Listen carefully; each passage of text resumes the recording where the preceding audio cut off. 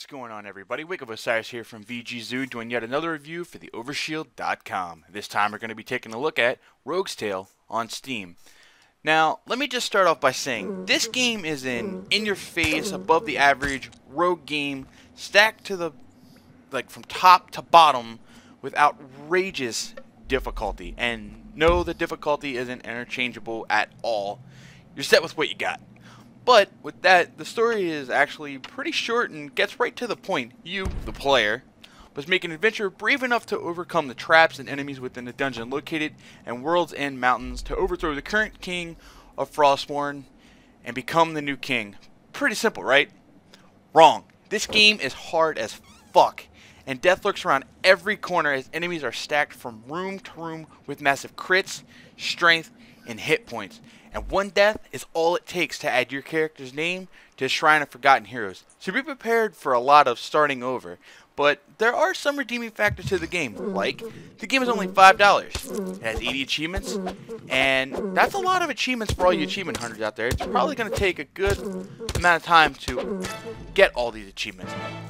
Also, there are ceaseless character building, where you can build any kind of rogue character that you want, from wizard to archer to warrior to cleric, a whole bunch of different stuff. It is very, very unfair and unforgiving. There is so much shit that can kill you, and like I said, the deaths are permanent. One death, start over. That's just how this game goes. There are countless ways to encounter death, and you have to learn multiple new game mechanics as you play through this game. You figure out bits and pieces of different things. I kind of figured out bits and pieces of stuff that the game doesn't tell you, which kind of sucks, but I guess it's all based on that player learning and experience hands-on.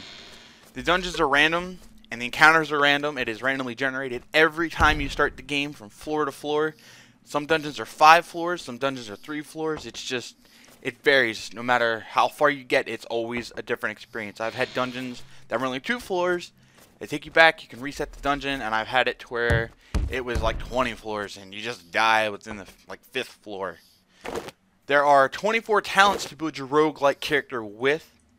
I won't go into details about all those because there are just way too many to name, so yeah, there's a whole bunch of those. There are 30 spells to build your character even further past the 24 talents that you're previously given with. So every level, you find spells and different stuff within the dungeons. You can get those and build your character in different skills. I mainly found a lot of warrior skills and a couple archer skills real early on.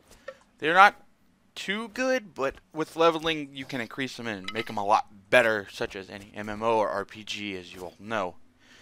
There are 50 heritages that make your character or your next character stronger. With every level that you get, you can also unlock these heritage things.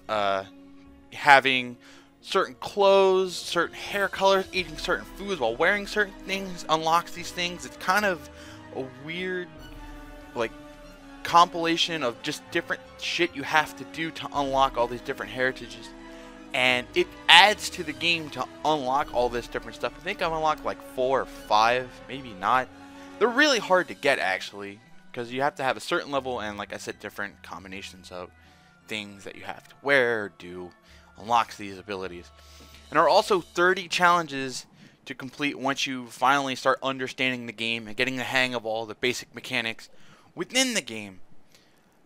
Now, with all that actually being said about the game and all the good pros about this game, the only con I should say, that I really had with this game was the difficulty. I felt like no matter how far I'd gotten or how far I had leveled, I was always either under-equipped or under-leveled for any of the, most of the dangers that lied ahead.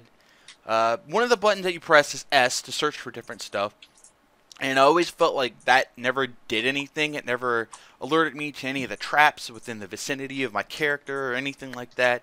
There is abilities to make your search better. Even when I had that, it didn't, really do anything. But considering it didn't do anything, I would go walking and then boom, right into a trap. And now I'm dead and I'm forced to start all over. Honestly, the highest level I'd gotten in the game was level 10. Walked into a room, ogre kills me in 2 hits. it made no fucking sense. It honestly didn't. It took me almost 2 hours to get that far, which, when you play a game for 2 hours, and all that hard work is demolished by, like, some ogre in a mere 5 seconds, it kind of kills your motivation to continue on. Also, the in-game tutorial was very, very lacking to me. They prompt you moments too late to do certain things within the game, and before you know it, you're dead, all because the in-game tutorial was not timed properly, which is a letdown because you need to know the basic mechanics of the game in order to play the game. That's with any game. Now, I know right now this game is a work in progress, and there appear to be servers within the game. I'm not completely 100% sure if that is going to be multiplayer at some point or not. I didn't really find any info regarding any of that. Steam says it's single player, so I'm going to assume it's probably not multiplayer. It's just going to be player created stuff. Not 100% sure. So, yeah. But as the game stands now, I wouldn't say it is a bad or good game. It's kind of just up in the air, personally, for me. I mean, I love rogue games, like Dreadmore and Grimrock, but this game needs a lot of fine-tuning. So, with all that being said, I would honestly give this game a 5 out of 10, but I could see it being for die-hard rogue fans, possibly liking it and maybe trying it out. For me, it is a shelved game in my Steam library until some work is done on the game, unfortunately. But anyways, my name is Wake of Osiris, guys, and thanks for watching.